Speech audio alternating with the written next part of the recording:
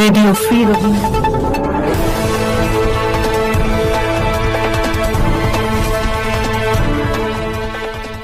উত্তরমংডুতে ARSA, এই সংঘর্ষ তীব্র, স্থানীয়দের চলাফেরায় প্রভাব।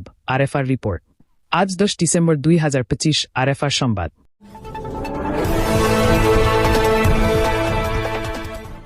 খাইমচং এলাকার এক স্থানীয় ব্যক্তি আরএফআরকে জানান যে গত রাত প্রায় 10টার দিকে উত্তরমংডুতে ভয়াবহ স্বয়ংক্রিয় রাইফেল ও ভারী অস্ত্রের গুলির শব্দ শোনা গেছে।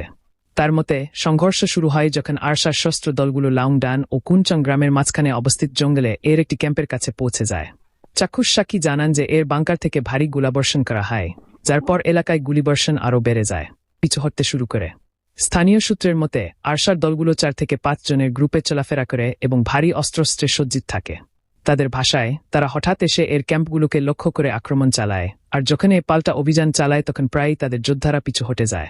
আরশার এক উচ্চপদস্থ কমান্ডার আরএফআরকে বলেন যে এর উপস্থিতি রোহিঙ্গা জনগোষ্ঠীর চলাফেরা ও নিরাপত্তাকে প্রভাবিত করছে।